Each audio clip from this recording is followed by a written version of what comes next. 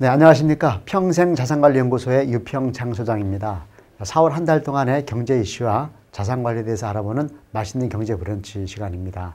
자, 세계와 우리나라의 여러 가지 금융 경제 이슈가 있는데 가장 큰 것은 역시 미국의 금리 인상입니다. 즉 FRB라고 하는 미국의 중앙은행이죠. 여기서 0.25%포인트를 올렸습니다. 그래서 지금 금리는 0.75에서 1% 정도 이렇게 형성되고 있습니다.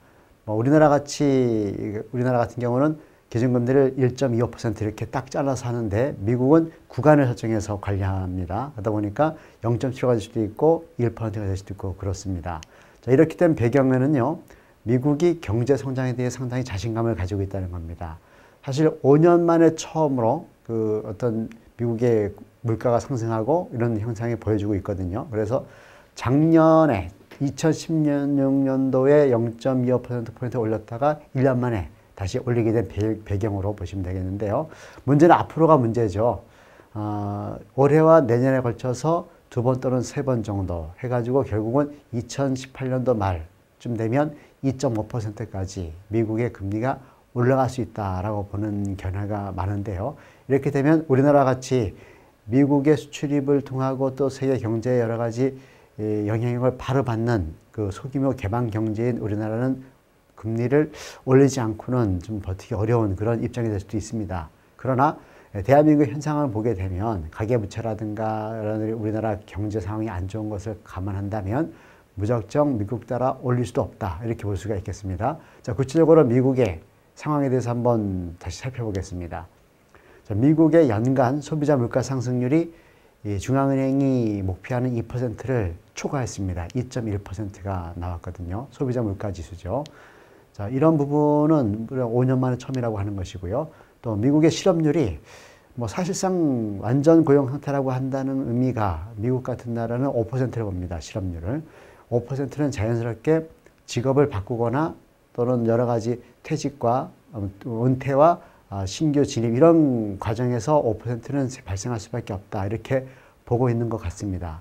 이렇듯 완전 고용 상태가 되다 보니까 미국의 경기가 자칫 과열될 수 있다. 그렇게 되면은 금리를 올려서 경기를 미리 좋지 않은 이러한 현상으로 볼 수가 있는데요.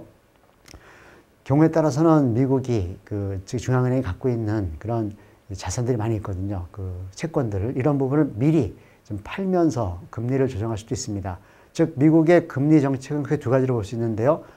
중앙은행이 기준금리를 올리는 방식도 있지만 중앙은행에서 가지고 있는 즉 양적 완화를 통해 가지고 시중에 자금을 공급하기 위해서 민간이나 기관 금융 이런 곳에서 갖고 있던 채권을 사준 것이죠. 그래서 중앙은행에서 달러를 찍어내서 그 돈으로 채권을 사서, 즉 미국에 있는 자산의 규모는 변함이 없습니다만 현금이 많아진 거죠. 그러면서 원래는 한 1억 달러 정도, 1조 달러 정도밖에 없었다고 합니다. 미국의 중앙은행의 그 고유 자산이. 근데 4조 5천억 달러로 많이 증가했다고 합니다. 약 3조 달러 정도가 시중에 있는 그런 채권을 매입한 그런 자산이라고 하거든요.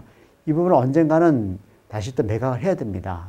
그러는 과정에서 채권의 유통량이 많아지면은 할인율이 커지겠죠. 왜냐하면 채권이 흔해지니까 사람들이 서로 사려고 하지 않겠죠. 그러면 더 깎아줘야 되겠죠. 그러면 깎아주는 할인율이 곧 금리, 시중 금리를 움직이게 돼 있거든요. 그래서 미국의 금리를 중앙은행이 함부로 막 올리거나 하지 못하는 이유 중에 하나가 중앙은행 자체 대차대조표를 이렇게 조정하는 과정에서, 그런 과정에서 시중 금리가 올라갈 수 있다라는 겁니다. 그래서 그렇게 미국 중앙은행이 가지고 있는 채권 4조 5천억 달러를 좀 매각하는 과정에서는 금리를 인위적으로 올리지 않고 시중에서 자연스러운 어떤 이자율을 형성하게끔 이렇게 조치할 걸로 예상이 됩니다. 우리나라 같은 경우는요, 미국처럼 금리 올렸다가는 여러 가지 큰 문제가 생깁니다. 지금 1,300조가 넘는 가계부채에서 만약에 1%포인트만 올리더라도 13조 원의 시중에 어떤 그런 소비 자금들이 은행으로 이렇게 이자로 들어가게 되어 있습니다. 그렇게 되면 상당히 경제가 더 안 좋아질 수 있기 때문에 우리나라는 금리를 미국처럼 올리기 어렵고, 경우에 따라서는 일부 어떤 외국의 투자은행에서는요, 오히려 금리 내릴 수도 모른다, 이렇게 전망하는 경우도 있습니다. 이런 경우에서 발생되는 문제가 있다면 이런 거 현상이라고 볼 수 있겠죠. 문제라기보다는. 즉 미국 쪽으로 달러가 회귀해 갈 때 각국에서는 우리나라와 같이 이런 신흥국에서는 달러가 귀해지겠죠. 그러면 강달러 현상이 생깁니다. 즉 1달러를 바꿀 때 1,000원이었는데 예를 들어서 1달러에 대한 환율이 상승해서 즉 원화 가치가 떨어져서 즉 달러가 강해져 가지고 1달러에 1,000원이 2,000원 될 수도 있겠죠. 그렇게 되면은 자연스럽게 우리나라 국내 물가도 올라가게 되어 있습니다. 수입 물가가 올라가기 때문에 석유라든가 이런 부분들. 그리고 당연히 물가 올라가면은 아무래도 어떤 미리 어떤 소비 지출 이런 부분보다는 이제 투자를 많이 하게 되어 있습니다. 물가에 대한 이런 부분 때문에 경제가 좀 좋아질 수도 있겠죠. 뭐 예를 들어서 집값이 올라갈 수 있습니다. 재건축 비용이 올라가니까. 그러면 집값이 올라가면은 가장 큰 재산이 주택인데 3억짜리가 4억이 된다고 하면은 물론 관념상의 평가 이익이지만 1억 정도의 재산이 증가했다고 생각하기 때문에 소비를 더 증가시킬 수 있는 이런 순기능이 있다는 것이죠. 또 아울러 국가적으로 볼 때는 디플레이션보다 인플레이션이 훨씬 더 유리하겠죠. 왜냐하면 세금이 올라가죠. 즉 부가세가 올라가고 재산세가 올라가고 또는 부동산 같은 경우에 사고 팔 때마다 양도 차익이 생기겠죠. 그러면 양도소득세도 거둘 수 있기 때문에 그렇습니다. 자, 7대 경제지표를 한번 살펴보겠습니다. 경제지표입니다. 물가 상승률이 미국처럼 우리도 2.2% 정도 상승했습니다. 즉 석유류와 어떤 농산물을 빼고 나더라도 1.4% 정도가 상승해서 2016년도에 1% 미만의 물가 상승에 비해서 상당히 좀 호전되었다 이렇게 볼 수가 있겠죠. 아울러 소비자 심리지수라고 있습니다. 미래에 어떻게 가계 경제라든가 이런 것을 전망하고 있느냐 했을 때 긍정적으로 답변하는 분들이 많습니다. 그래서 지난달에 비해서는 2.3%포인트가 좀 올라갔다 이렇게 보겠습니다. 그리고 제조업 업황 실적 BSI 지수 같은 경우도 3포인트가 올라갔습니다. 물론 100보다 아래면 경기가 안 좋은 건데요. 더 안 좋았다가 회복되고 있는 모양새를 보여주고 있습니다. 그리고 가장 큰 효자죠. 우리나라 경제의 무역수지 흑자가 62개월째 지금 흑자 행진하고 있습니다. 지난달에는 66억 달러가 흑자였습니다. 그래서 외환불고가 지금 막강하죠.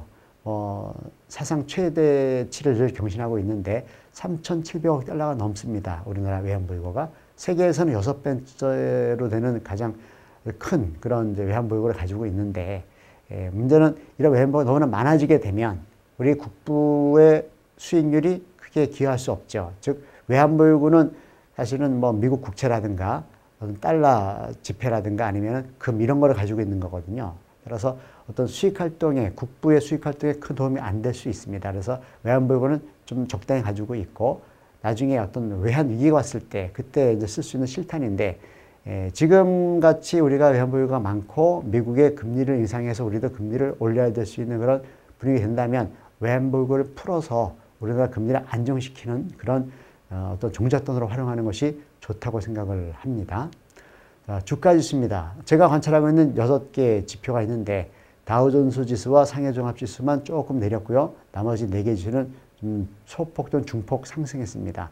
특히 우리 코스피 상승률이 상당히 좀 두드러지고 있습니다. 과거에 수년 동안 1900포인트에서 2000포인트 사이를 박스권을 형성했었는데 얼마 전, 몇 달 전부터는 이제 2000을 넘어서 2100 이렇게 움직이고 있는 거 보면 좀 다행스럽게 생각이 됩니다. 자, 금리 부분입니다. 자, 금리는 가정경제에서 가장 민감한 부분 중에 하나죠. 즉 3월달 평균 금리를 따져봤습니다. 그랬더니 가장 대표적인 우리 금리 지표인데요. 3년 만기 국고채 수익률이 1.71%였습니다. 그 전달에 비해서는 아주 미미하게 조금 올랐습니다. 0.06%포인트가 올랐는데 이 정도는 여전히 낮은 수준입니다. 그래서 만약에 한국은행이 그 정도 올린다 하더라도 이 3년 만기 국고채 수익률이라든가 회사채 수익률은 별도로 이렇게 좀 낮은 어떤 수준을 유지하지 않을까 하는 생각을 해봤습니다. 그리고 대출금리 혹시 민감할 수 있죠. 가계부채가 많으니까. 코픽스 지수 아니겠습니까? 시중은행들의 조달금리를 평균해서 이제 매달 전국은행연합회가 발표하고 있는데 이 코픽스 지수에다가 개인들의 신용 가산금리를 더하면 그게 바로 주택담보대출이 되는 거거든요. 예를 들어서. 그래서 이런 부분들이 잔액 기준은 1.6%, 신규 취급액 기준은 1.48%에 머물러 있습니다. 신용이 좋은 분들은 2% 정도면 여전히 대출이 가능하다 이렇게 볼 수가 있겠죠. 물론 신용이 좋지 않은 분들은 은행권 말고 이금융권 쪽에 뭐 3, 4, 5, 6%까지도 올라갈 수 있겠습니다만 여전히 대출 금리는 안정돼 있다라고 볼 수 있고요. 오히려 상호저축은행 같이 그 금리에 민감한 금융기관은요, 금리를 오히려 내렸습니다. 최고 금리를. 전국에 약 100개 정도의 상호저축은행이 있는데요. 그 중에서 가장 높은 데가 2.2%를 줍니다. 과거에 비하면 뭐 상당히 낮은 수준의 금리라고 볼 수가 있겠죠. 환율은요, 의외로 안정되어 있습니다. 사실 이 미국의 금리를 올리는 것 때문에 국내에 있던 달러들이 외국으로 나갈 때 우리 환율이 요동칠 수 있거든요. 즉 1달러에 1,000원에 1달러에 1,100원, 1,200원 올라갈 수가 있는데 오히려 소폭 내렸습니다. 월평균입니다. 3월 월평균 환율은 원달러 환율이죠. 1,134원에 머물러 있습니다. 이 정도면은 기대보다는 좀 생각보다는 더 안정화되어 있다 이렇게 볼 수가 있겠고요. 통화량도 그렇게 나쁘지 않습니다. 상황이. 투자자 예탁금이라든가 코스피 주식거래대금은 강보합세입니다. 오히려 소폭 상승했고요. 주식형 펀드는 여전히 늘 약보합세를 보여주고 있어서 지금 70조 정도 형성되고 있습니다. 자, 원자재는요. 세계 경제가 좋아지면 원자재 값은 올라가게 되어 있습니다. 특히 석유 같은 경우. 네, 석유 가격은 원래 30달러, 40달러 선에서 1, 2년 전만 하더라도 지금 50달러 선으로 올라가 있습니다. 그런데 이 부분도 약간 정체되어 있는 느낌이고요. 금 시세 같은 경우는 세계 경제가 아주 불안하다 하면 폭등하거든요. 근데 오히려 금 시세도 조금 내렸습니다. 온스당 1230달러 정도 형성되어 있습니다. 근데 가장 큰 문제 중에 하나가 부동산입니다. 대부분 주택이 있을 겁니다. 10집이면 6집이 주택이 있습니다. 그리고 나머지 4집도 대출을 받아가지고 집을 살려고 합니다. 그런데 대출 이자가 올라갈 걸로 걱정이 되고, 그리고 우리가 경기가 안 좋기 때문에 부동산 어떤 지표죠. 주택 매매 가격 지수와 전세 가격 지수가 제로에 머물러 있습니다. 아직까지 마이너스 아닙니다만 과거에는 플러스 뭐 2%, 3% 많이 올라갔었거든요. 그런데 이 부분이 제로가 있다는 것은 전기 비교한다면 오히려 마이너스 되고 있다. 이렇게 볼 수 있겠습니다. 절대적으로는 제로에 머물러 있지만 마이너스가 아니지만 그 전에 1년 전 또는 한 달 전 이렇게 비교한다면 전기 대비는 마이너스 추세로 가고 있다라는 부분이 우리 가계의 부채를 미리 걱정해서 이렇게 된 거 아닌가 싶고요. 따라서 여러분들 우리 이제 투자를 권유하고 관리하는 여러분 입장에서는 미국 금리가 올린다 그래가지고 너무 겁을 먹고 대출을 빨리 갚는다든가 또는 집을 사지 않는다든가 또는 뭐 여러 가지 이 어떤 펀드라든가 이런 쪽에 소극적이지 않고요. 오히려 미국 금리 올린다는 것은 미국 경제가 좋아진다는 거거든요. 그럼 그만큼 세계 경제에 이바지하는 부분이 크고 우리나라 금리도 올라갈 수 있지만 그것은 생산적인 활동이 수반되는, 즉 정상적인 건강한 금리 인상이다. 이렇게 보시면 되겠습니다. 네, 수고하셨습니다.